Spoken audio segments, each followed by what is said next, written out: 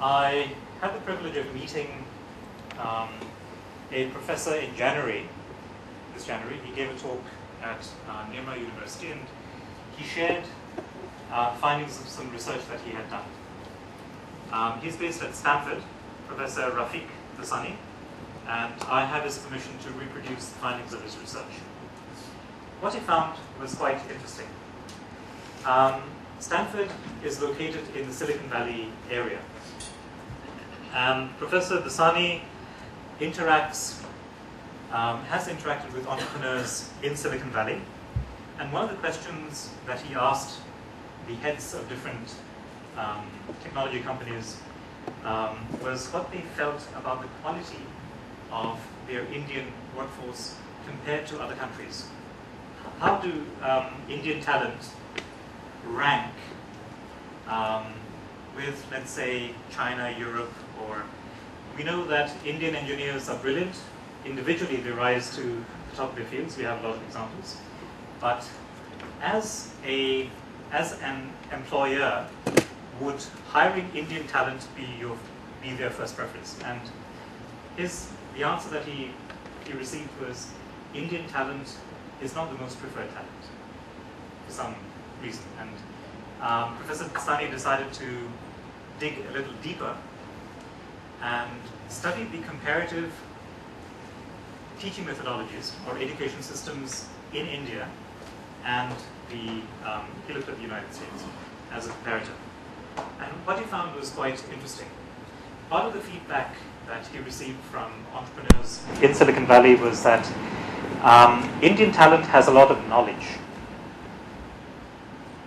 but applying this knowledge is sometimes an issue, and applying it collaboratively with other team members is another area of concern. Now, in the real world, in the corporate sector, you are expected not just to have bookish knowledge, but to be able to apply it in a relevant manner, cooperatively with other colleagues. And this is where Indian talent, fell short, even though they had a lot of knowledge. Now, when we talk of Indian talent, we're talking of alumni from the IIMs, the IITs, the cream of the cream, who actually make it to Silicon Valley. You'll find that there is exceptional talent that gets there. So he did a comparative study, and what he found was very interesting. He discovered that in India, about 58% of the entire knowledge transfer happens through a lecture method. Whereas in the United States, surprisingly, the lecture method only comprises about 15%.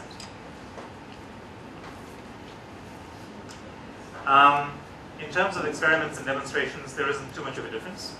The United States has marginally more at 10% versus India 7%. Own experiments, very similar, 9% and 12%.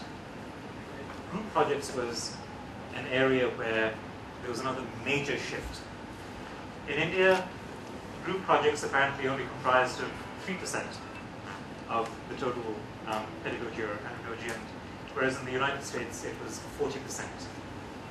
So students in a US educational system would need to look at ways of applying their knowledge in collaboration with others.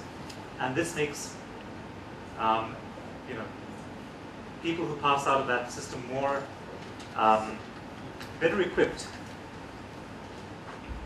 to work in companies. One of the issues that we keep hearing in India is that we have a lot of engineers, a lot of graduates, but many of them are not employable. Now, I've heard a lot of this in different conferences, but very little insights into why this is the case. And I think this research points, at least is indicative of what might be happening.